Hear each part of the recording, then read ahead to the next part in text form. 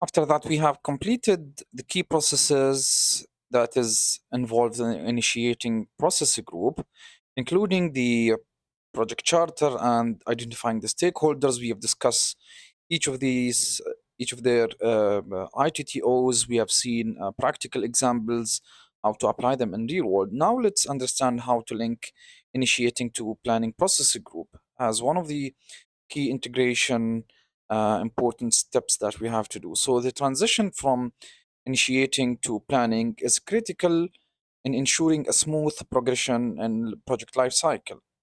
This session will highlight how outputs like the project charter and stakeholder register becomes a key inputs for planning and setting the foundation for detailed project management activities.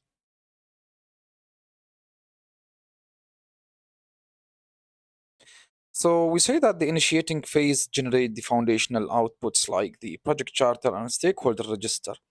And these documents define the project goals, deliverables, and the stakeholders' expectation, serving as an essential reference during the planning phase.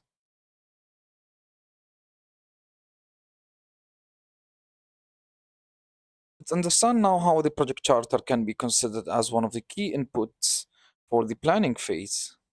So the project charter is a cornerstone document summarizing high-level project information and requirements, and it authorizes the project. Also, identifying the primary stakeholders and guides the development for detailed project management plans in the planning phase.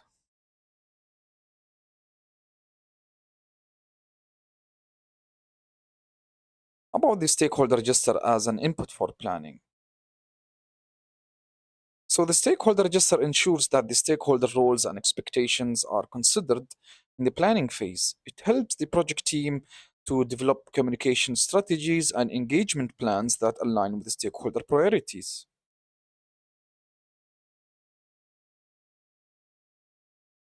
The ITTOs or inputs, tool techniques, and outputs, how to link them to the planning phase. So the ITTA's framework shows how outputs from initiating likes the project charter and the stakeholder registers serves as an input for planning. Tools like data analysis and expert judgment are used to refine these inputs into an actionable project management plans.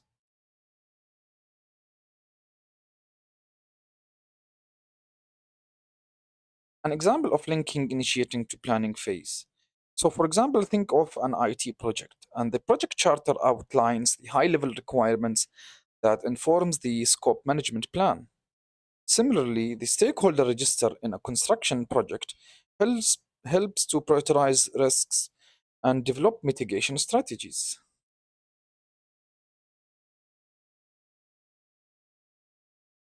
The key benefit of having a strong link between initiating and planning phase. A strong link between initiating and planning ensures that the project goals and strategies are aligned. Stakeholders' concerns are addressed and potential risks are mitigated before the execution begins.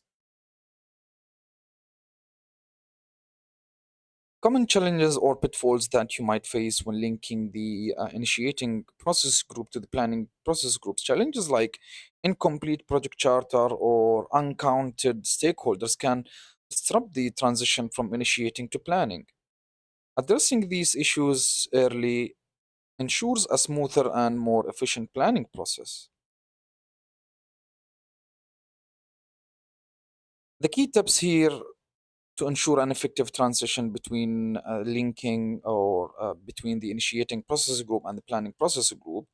To ensure a smooth transition, through I will review all of the initiating outputs, including the project charter, approved project charter, and the stakeholder register. Engaging the stakeholders regularly and use organizational assets and historical data to inform the planning strategies.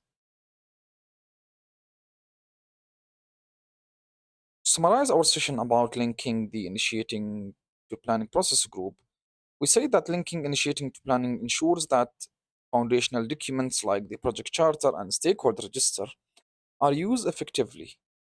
ITTOs plays an important role in this transition, aligning high-level goals with the detailed plan to ensure the project success.